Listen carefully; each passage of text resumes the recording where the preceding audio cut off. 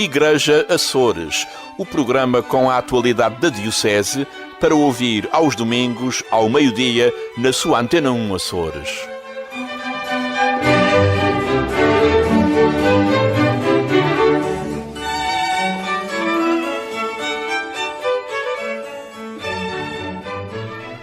Boa tarde, seja bem-vindo ao Igreja Açores de domingo, dia 7 de maio. Antes de mais, feliz dia a todas as mães que escutam este Igreja Açores. Vamos falar de um outro modo de assumir a maternidade. Ser mãe numa instituição é um desafio que se encara de alma e coração. Mas por agora, a informação da Diocese Açoriana.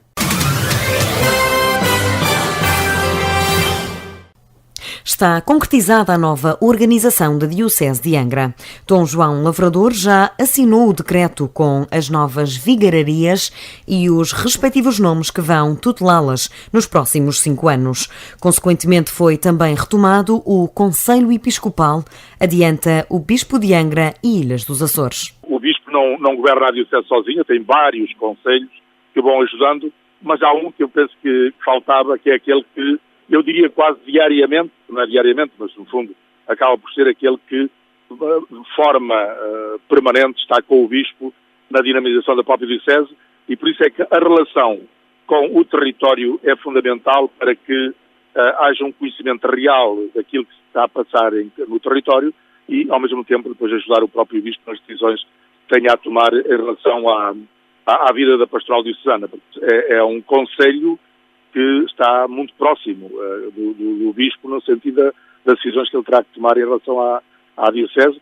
E depois tem também esta questão que é estar presente no território para dinamizar o próprio território naquilo que é também o cotidiano da vida, portanto, relação com os ouvidores, em relação com os leigos e com os sacerdotes, em relação com as paróquias, portanto, também no território no qual ele faz parte, ele procurar realmente também aí dinamizar o que é o trabalho realmente diocesano. Há ainda a figura diocesana do Vigário Episcopal para a formação, tutelada pelo cônego Ângelo Valadão. É um Vigário Episcopal, foi querido, portanto, no fundo tem uma relação direta com o Bispo e, portanto, fará parte do Conselho Episcopal, aonde se fará periodicamente, através de reuniões, um trabalho de orientação da própria Diocese e, portanto, ele fará parte e terá como objetivo, essencialmente, coordenar e apoiar e, de alguma maneira, motivar, dinamizar a formação na Diocese. Portanto, a formação a vários níveis, uma que já está a ser feita e, portanto, de alguma maneira, é fazer alguma sintonia entre as diversas formações, nos diversos setores. Depois, uma outra que, naturalmente, é preciso intensificar mais, que é a formação geral de todo o povo de Deus, desde a formação permanente do clero, até que será feita em relação com o seminário e com o Bispo diocesano, e a formação do povo de Deus, que queremos avançar nessa formação, que nós chamaríamos uma formação básica do povo de Deus em diversas áreas que são hoje necessárias para que, particularmente os que têm responsabilidades diretas na animação de grupos ou de movimentos, assim, possam realmente ter uma formação mais profunda e, portanto, isso compete realmente ao vigário da formação. Os 3 novos vigários são o cônego Adriano Borges, reitor do Santuário do Senhor Santo Cristo, para as ilhas de São Miguel e Santa Maria, o padre João Betancourt das Neves, pároco das Lajes do Pico, para as ilhas do Faial, Pico, Flores e Corvo, e o vigário-geral cônego Hélder Fonseca Mendes, que acumulará a função de vigário episcopal das ilhas Terceira, São Jorge e Graciosa. As novas vigararias ficam agora designadas por Vigararia Episcopal do Nascente, composta por São Miguel e Santa Maria, Vigararia Episcopal do Ocidente, pelas ilhas do Corvo, Faial, Flores e Pico, e a Vigararia Episcopal do Centro, pelas ilhas de Graciosa, São Jorge e Terceira.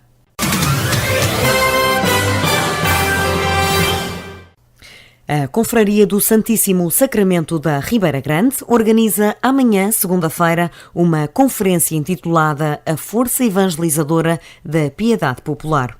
O provedor Filomeno Gouveia acredita que o cariz popular da fé açoriana é um forte aliado da Igreja nos Açores. A Confraria do Santíssimo Sacramento aqui do Vitória da Ribeira Grande tem vindo, desde que assumimos posse da mesa, a fazer diversas conferências sobre temas atuais, quer das exortações apostólicas publicadas pelo Papa Francisco. A última foi a importância do amor no matrimónio na Igreja, e esta agora vem na sequência da carta pastoral que o nosso Bispo também, de alguma forma, exorta que as paróquias e os parques façam alguma formação sobre isso, para que realmente as pessoas aumentem a sua fé e fiquem mais esclarecidos nessa prática de transmissão da piedade popular. Aliás, Bento XVI dizia que tem um papel importantíssimo na Igreja Católica, portanto, o exercício da piedade popular nos povos, em que vão, de alguma forma, inculturando a tradição nas pessoas, mas que preenche a vida das pessoas de conteúdos de necessidade de Deus e da presença de Deus. Portanto, a conferência é aberta ao público e todas as paróquias da ouvidoria foram convidadas. Romeiros e mordomos, particularmente. Foram enviadas cartas para as paróquias, cartazes, foi publicado no sítio da Igreja e nos jornais vai sair também essa informação. Os padres têm vindo nas missas dominicais, já há 3 domingos esta parte, a convidar as pessoas, mas dirijo-se muito aos romeiros, porque realmente também é uma forma que vai incutindo nas pessoas essa piedade popular, de oração, e também os mordomos, nas mordomias do Espírito Santo, portanto, para todos eles, se dirige mais propriamente a essa conferência. O cônego e atual vigário episcopal da Vigararia do Nascente, padre Adriano Borges, será o orador do encontro que terá lugar na Igreja da Conceição, na Ribeira Grande, amanhã pelas 20h30.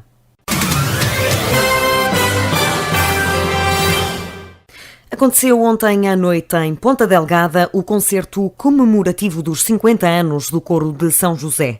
A missa Solemnis de Beethoven teve lugar na Igreja de São José, que é a casa do Coro Cinquentenário. Para Rogério Massa, presidente do Coral de São José da Associação Musical, foi o culminar de meses a celebrar esta efeméride. O concerto comemorativo da nossa história de 50 anos, que culmina exatamente neste concerto, que é uma missa solene, a missa solene de Beethoven, opus 123, que vamos executar com o coro sinfónico, vamos interpretar com o coro sinfónico, com a Sinfonieta de Ponta Delgada, reforçada, enfim, porque é uma orquestra próximo dos 50 elementos, com 4 solistas, Sandra Medeiros, soprano, Cátia Morezo, mezzo-soprano, Mário Alves, tenor, e Luís Rodrigues, barítono. A direção está a cargo do nosso diretor musical e maestro, Luís Filipe Carreiro. 68 elementos do Coral de São José deram voz aos acordes das composições de Beethoven, mas juntar tantos elementos não é tarefa fácil. Tem sido muito interessante. Começámos a preparar, já há 3 meses vimos a preparar este concerto. Trabalhamos por naipe, por vozes, depois quando o maestro acha que isto está mais ou menos em condições de se poder juntar, então faz-se um ensaio de conjunto e começa a armar o concerto. Os solistas, portanto, vêm sempre 4, 5 dias antes, razões também que têm razões onerosas, não é? Sempre assim, os solistas são profissionais, o poema é dos solistas profissionais, e já começamos a juntar com a orquestra. Portanto, e fazemos um ensaio da orquestra com solistas e corna, fazemos sempre uns 6, 7 ensaios, para que o trabalho resulte com a maior perfeição, dentro da possibilidade, porque a gente anda sempre todos à procura da perfeição, e a perfeição não se limita, é sempre inatingível, mas andamos sempre à procura dela, não é? E porquê Beethoven? Porque as bodas de ouro celebram-se com o ouro da música clássica. Do Café Feita São Miguel, não conheço nos Açores, e é uma obra complexa, porque Beethoven é um compositor romântico, portanto, e é uma obra complexa, e talvez por ser complexa, por ser onerosa, poucos grupos se querem aventurar esse tipo de trabalho. Pronto, enfim, a gente apostou, foi um grande desafio. Também tínhamos que marcar os outros 50 anos com uma obra de referência da história da música. E sem dúvida que a Missa Solemnis de Beethoven, ou por 123 tem essas características. O concerto contou com casa cheia e teve entrada gratuita. A noite foi gravada pela RTP Açores e vai para o ar numa data ainda a designar.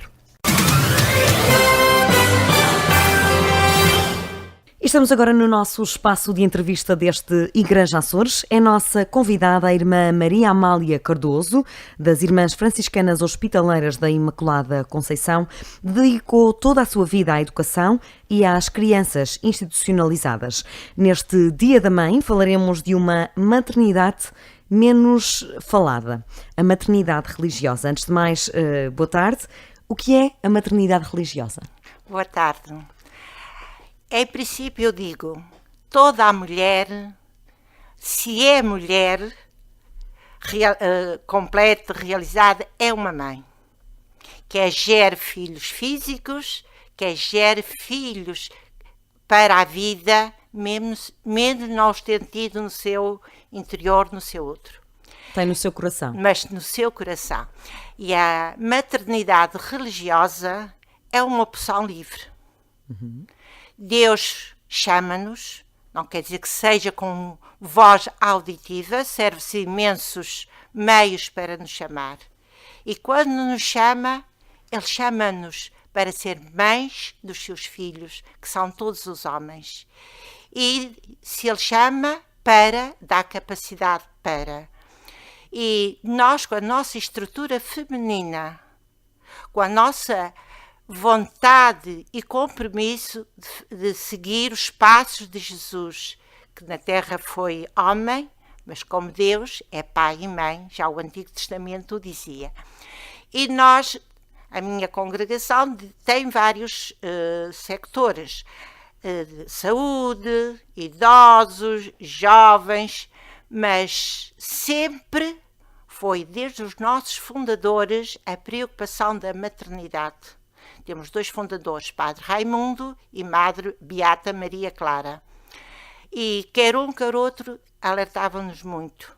Sede mães. Era uma expressão que eles focavam muito. Sede mães das crianças que cuidais. Para os velhinhos eles diziam mais, sede filhas. Para os jovens, ou melhor, para os adultos, dizia, sede irmãs. Não dizia sede como mães. Era sede mães. Era sede mães, que acho que é bastante diferente. E a nossa espiritualidade vem já de São Francisco de Assis, de mais de 800 anos. E já São Francisco dizia para os seus irmãos, sede mães, homens, já aos homens ele dizia sede mães uns dos outros. Portanto, a maternidade é algo que está muito encarnado em nós, franciscanas hospitaleiras da Imaculada Conceição.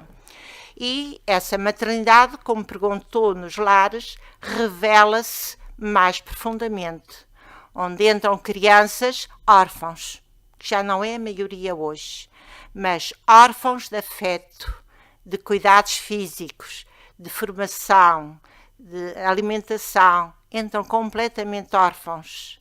Muitos a precisar de cuidados, para além daqueles cuidados normais que seria de uma criança naquela idade. Com estrutura emocional, não é? Sem estrutura emocional, muitas vezes. E essas crianças, eu, por exemplo, e outras irmãs, nunca as ensinei a me chamar mãe. Nunca. No entanto, eu sentia que elas me sentiam como mãe. E como é que se assume este papel para crianças que não têm sequer modelos, muitas delas não têm modelos de família? Como é que se oferece este conceito de família a estas crianças? Muito bem perguntado. Muitas destas crianças não têm conceito de família, não sabem o que é uma mãe, não sabem o que é nenhuma organização. Chegam-nos a entrar cheias de medo, a se lhe querer tocar e elas reagirem, que não aceitam um toque físico, todas elas ficam rijas, incapazes de se comunicar. E nós como é que acolhemos? Eu, para mim, digo, o principal de uma mãe, é ter colo. E acho que é pelo colo que elas se desenvolvem muito. Muitas delas talvez entraram sem nunca saber o que era um colo. Eu, quando falo em colo, falo no colo físico delas se sentaram, falo no colo do abraço, falo no colo de ir passar pelas caminhas depois delas estarem deitadas. Quantas vezes eu ia passar as caminhas todas e eu tinha quase a certeza que as mais crescidas estavam acordadas. Eu ia já com a luz apagada para não perturbar nenhuma e eu sentia que elas fingiam que dormiam para eu lhe puxar a roupinha, para eu lhe passar as mãos. Portanto, tudo isto vai-lhe criando uma afetividade e desenvolvendo-as no grande sentido de serem pessoas com afetos, com relacionamentos o mais possível saudáveis. Essa carência afetiva com que as crianças chegam pode ser, digamos que um pau de dois bicos, não é? Pode ser até uma aliada e o facto de precisarem tanto de afeto ser fácil e elas conseguir cativá-las com o afeto, mas também podem vir com a postura contrária, portanto, oferecerem muita resistência. Acontece os dois casos. Como é que se lida com isto? Nem sempre as coisas são tão fáceis de expor, porque cada caso é um caso. Eu já tive uma criança de 3 anos que ficou órfã, saiu do colo do pai para o meu colo, como se tivesse sido o colo que a acolheu quando nasceu. E assim foi enquanto eu estive com ela. E já tenho outras que reagem, que fogem, que não precisam que lhe façam isto, não precisam que lhe façam aquilo, são independentes. Mas o que se torna muito engraçado, que eu acho que até que chorei, uma vez uma que eu dizia, esta miúda não pode comigo. Ela fazia cada uma. Anos depois dela ter nascido, disseram-me, está uma jovem na sala que quer falar contigo. E eu cheguei à sala, era ela. E o que ela me contou, como ela me apreciava. Foi um reconhecimento tardio. Foi um reconhecimento, mas eu disse, que descoberta eu fui fazer naquele dia. A mãe tinha morrido e para ela a mãe não tinha morrido, porque ela nunca viu a mãe morta. Uhum. Não fez o luto, não é? E o luto foi de revolta. E era revolta com tudo quanto se passava. E eu pensava que era mesmo uma revolta contra mim, porque era a figura que estava à frente. Quando, no fim, ela tinha por mim um carinho tão grande e apreciava os meus gestos, as minhas atitudes de forma fantástica. Foi das revelações que eu tive mais fortes. Outras chegam, estou a ver uma, vinha já com os seus 7, 8 anos, mas era tão trágico o passado dela, que ela não conseguia subir uma escada sozinha, com essa idade, além de falar. Dependente. E passados alguns meses, ela parecia mesmo outra. E eu encontrei a professora que devia ser a professora dela, mas que ela não ia à escola. E ela disse, o que é que tu lhe fizeste, Amália? Isto não parece a mesma. E disse, olha, quando me quiseres canonizar, diz este milagre. É que a miúda, com o afeto, com a vida, porque o afeto não é só irmã menina, é todas as meninas. Portanto, é a nossa casa, vamos para o nosso refeitório, quer dizer, é uma das minhas preocupações é usar muita expressão familiar em tudo, para que elas se sintam o mais familiar possível. E qual é a realidade das crianças institucionalizadas nos Açores? Presentemente já temos poucas órfãs, como eu disse. É mais pais ou que tiveram que ser presos, ou que têm comportamentos que não impróprios de ter os filhos consigo, ou abandonam mesmo os filhos. Portanto, são mais crianças órfãos de pais vivos. Abandonadas, podemos dizer assim. Abandonadas, descuidadas. E em termos de números, temos a noção? São dezenas, são centenas? Isso porque há outras congregações que se dedicam nos Açores. Eu não faço ideia quantas crianças institucionalizadas há nos Açores, mas deve haver um bom número, porque há várias congregações que se dedicam a isso. Nós temos para aí 30 e tal. Porque pretendemos, e em protocolo com a Segurança Social, temos as casas a não ser mais de 12, podendo, às vezes, por necessidade, chegar a 14, para que se possa dar mesmo um ambiente familiar, não seja aquele estilo antigo, dormitórios, quartinhos para com também haver duas, um máximo, acompanhamento, não é? Mais eles próximo. sentirem-se mesmo, ter as suas coisinhas pessoais, terem... Nós temos a noção de que todas as crianças, nós, cidadão comum, tem a noção de que todas as crianças institucionalizadas podem ser adotadas, mas não é bem assim, pois não é bem assim, não é bem assim. Há idade limite, primeira coisa. E se há esperanças de familiares, mesmo que não sejam os pais, avós, tios, é sempre dada a prioridade aos familiares. E a criança pode esperar vários anos para que aquela família tenha condições de a voltar a acolher. Sim. E isso pode não voltar a acontecer. Nunca acontecer. E também acontece parecer que já pode ir para a família e ter que voltar. E é frequente isso acontecer? Uma vez ou outra, não quer dizer que seja sempre. E no que respeita a crianças adotadas, pelo menos aqui na Ilha Terceira, da realidade que conhece, os processos de adoção são difíceis? São bastante demorados. A criança não consegue ser adotada ainda com tenra idade para começar esta estrutura cedo, não é? Porque nunca é só uma questão de meses. Embora elas comecem pequeninas, leva sempre bastante tempo até que o processo... Porque há todo um processo, depois há aquele processo que seria quase o namoro da criança com a família, encontrarem-se, saírem com eles, para não ir assim de choque, sem conhecer os que vão ser os seus pais, falar que vão ter pais. Há todo um processo de conquista, Há todo um não é? processo para que a criança não seja levada como um objeto. E normalmente esse namoro acontece? Esse amor acontece de imediato?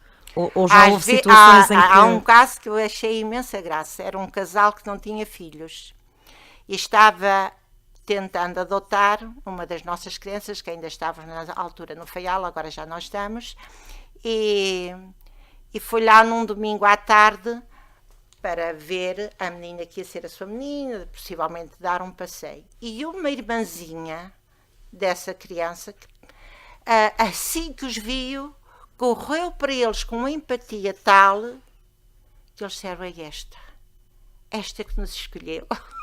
E adotaram foi essa. E há quem queira ficar, há quem não queira ser adotado.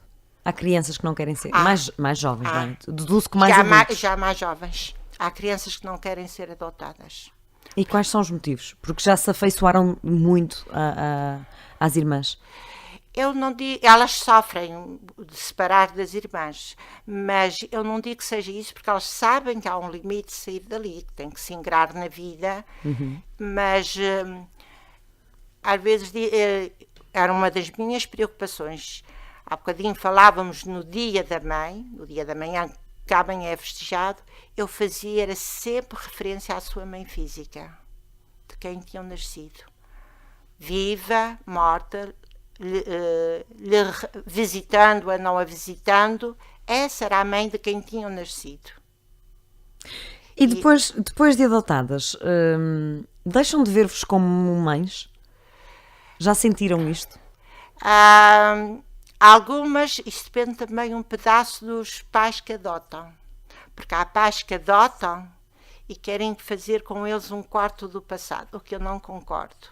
Há outros que elas telefonam, falam com a irmã, com quem mantêm laços de amizade.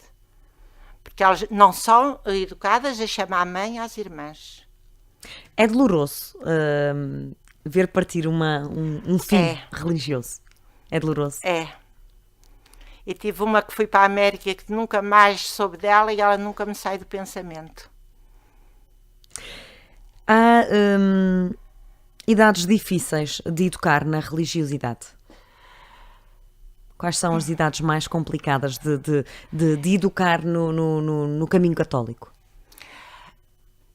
Não, pois, os tempos vão mudando muito E os pais também têm, os pais biológicos também têm muita dificuldade.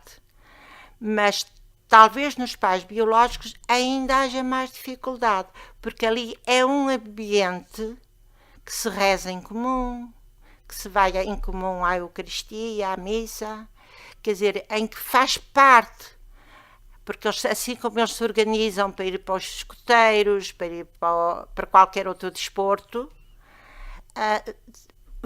faz parte do seu horário, e já sabem que também faz parte da sua vida organizada, que é uma das coisas que é importante, porque alguns entram sem ter nenhuma organização de vida.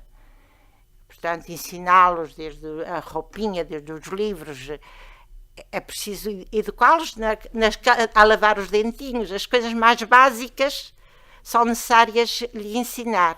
E assim como eles vão aprendendo e vendo que um dia, uma semana, tem esses ritmos todos, tem o ritmo das aulas, também eles veem no religioso um ritmo. As mães religiosas, e isso vem no seguimento do que estávamos a conversar há pouco, podem sentir-se órfãos quando os filhos se afastam?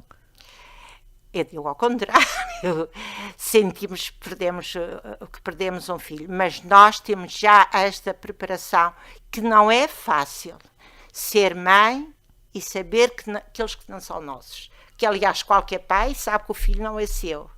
Mas nós temos esta formação de que estamos a cuidar, a ajudar a dar vida com dignidade para ficarmos sem eles. Como é que é o dia-a-dia? Como é que é um dia na vossa instituição? Eu acho que é muito semelhante a uma vida de uma família organizada. É o levantar, o cuidar da higiene, o serem ajudados aqueles que ainda não se podem cuidar sozinhos, o tomar pequeno almoço, ir para a escola, ir para o jardim, consoante as idades. Só ficam em casa mesmo os que são bebés. Depois é as refeições organizadas em comum, é as horas dos jogos, aos jogos de mesa, jogos do que eles hoje gostam muito de... horas de ver televisão, quer dizer, em que há possibilidades em que uns podem estar a ver televisão, outros podem estar a jogar, não é uma coisa imposta agora a todos. Há a hora de estudo, há a hora de ir para os treinos. E a relação entre eles? São irmãos, no fundo, uns dos outros? Eles... Pois os próprios irmãos discutem uns com os outros, às vezes discutem, mas também têm um sentido de se defenderem uns aos outros. Tem esse sentido protetor, muito. Tem um sentido protetor. Eu estou a pensar eu quando estive em Santo António, no Faial, e digo que fui muito feliz porque as minhas meninas crescidas eram muito jeitosas, eram mesmo mulherzinhas a se fazer, mulherzinhas cheias de valores, mas entre elas eu tinha uma que era muito bonita, mas tinha uma mentalidade de criancita. Mas a parte sexual não tinha era controle, o que é diferente, despertava e não tinha controle. E ela vendo um rapaz ficava desorientada. Chegava-se às festas, eu ia com elas, vinha à meia-noite para casa com as mais pequenitas, entregava a chave às maiores, ia só a tal hora, quero-vos em casa, e a única coisa que eu digo, andem onde houver luz. Onde houver luz, andem à vontade. E essa menina também, jovem, queria ficar, e ficava. E as colegas diziam, irmã, pode ir tranquila, porque nós cuidamos dela. Ela um dia chegou a casa zangada, porque ela queria ir atrás de um rapaz e as outras não deixaram. Promessa é promessa, não é? Promessa é promessa. Há este sentido de se defenderem umas às outras, das mais crescidas ajudarem as mais pequeninas em qualquer coisa que seja preciso. Há um sentido, procuramos o máximo dar sentido de família. E financeiramente, como é que se suporta tudo isto? Como é que se vive? Como é que se dá uma vida digna a estas crianças? Como eu falei já há bocadinho, temos protocolo com a Segurança Social, que é quase 100% da ajuda. Uhum. Embora haja alguns donativos, esses não são grandes. Já houve essa mentalidade de se dar grandes donativos para estas casas. Hoje ainda se dá, mas já não são grandes donativos. Como é que a sociedade vê estas instituições? Ainda há algum preconceito? Pois e aí eu já não sei bem. Eles vão para as escolas com os outros, eles vão para os desportos como os outros, entram nos acampamentos. E são encarados como é uma uma das criança comum. procuras, é uma das coisas que procuram na filarmónica, mesmo na parte litúrgica, ser acólitos, procura-se que eles sejam integrados como crianças normais de qualquer família que funcione organizada. Não se sentem vítimas de qualquer tipo de discriminação, estas crianças? Ou vai sabendo uma história aqui e uma história ali? Eles, discriminação, muitas vezes eles têm grandes ressentimentos contra os pais. Mas o que se torna muito engraçado, que há bocadinho fez uma pergunta que eu lembrei-me disso. Quando estão agressivos, é a irmã que apanha a agressividade. Quando há uma coisa, por exemplo, uma festa de Natal, as prendas, depois aqueles mais novitos, mas que já escrevem, vão para a escola e contam a festa do Natal como tendo sido na sua família biológica. Portanto, no fundo, são uma família. É isso que se pretende. Para além da segurança social, chega outro tipo de apoios sociais? Chegam, sim, de vez em quando há, como é que se diz, meu Deus, concursos que se pode propor e conseguir projetos e que se pode conseguir. Já conseguimos uma carrinha por meio de um projeto, quer dizer, consegue-se por meio de projetos e há, quer dizer, às vezes a Câmara Municipal dá. E eles são, ao mesmo tempo, eles são muito queridos pela sociedade. A ver agora pelas festas do Espírito Santo, são convidados para irem às coroações, à função, consoante a terra que fala. Aqui na terra parece-me que é função, nas outras é ao Império, isso é conforme a terra, mas eles são muito convidados. E em termos de materiais, de equipamentos, quais são as vossas maiores necessidades? Se tivessem que vos ajudar com coisas concretas, não com dinheiro. É tudo bem-vindo. Roupas para crianças, sim, camas, colchões, tudo sim. Isso é tudo bem-vindo e tudo que vem com dignidade é aproveitado. Como é que se vive este Dia da Mãe? Este Dia da Mãe é celebrado, mas como eu disse, a relação fala-se deste dia da mãe biológica. Mas tenta-se compensar, tenta-se sim, essa falta. E se é possível eles não irem à casa da mãe, mas a mãe vir e estar com ele, ou mesmo a comer com eles, portanto, senta-se à mesa com todos. Tudo aquilo que é possível, a relação com os pais, eles têm. Última questão, quais são os seus desejos para estes vossos filhos religiosos? Pois o nosso maior desejo, quer sejam estes, quer sejam alunos, e digo, a maior alegria é encontrar-vos bem na vida. Quando às vezes vou pela rua fora e alguém chama, eu até a princípio posso não conhecer, e depois me diz, casei, tenho este emprego, tenho isto, já tenho um filho, é a maior alegria. É encontrá-los bem na vida. Integrados, felizes. A última questão, o amor cura tudo, especialmente neste contexto? Cura muito, mas tudo, às vezes é impossível. Alguns têm que ter grandes ajudas de técnicos. Técnicos de psicólogos? Sim, psicólogos. E têm esse apoio? Tem. De resto, é muito amor? É muito amor. Foi a nossa conversa com Maria Amália Cardoso, a irmã Maria Amália. Muito obrigada por aceder ao nosso convite e por vir aos nossos microfones neste dia tão especial que é o Dia da Mãe. Para si, mãe religiosa, um feliz Dia da Mãe. Obrigada pelo convite e que todas as mulheres saboreiem o grande dom de serem mães, porque é um dom.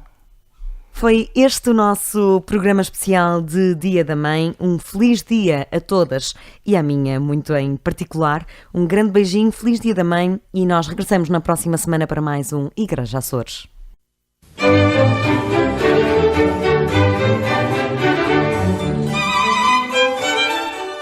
Igreja Açores, o programa com a atualidade da Diocese para ouvir aos domingos ao meio-dia na sua Antena 1 Açores.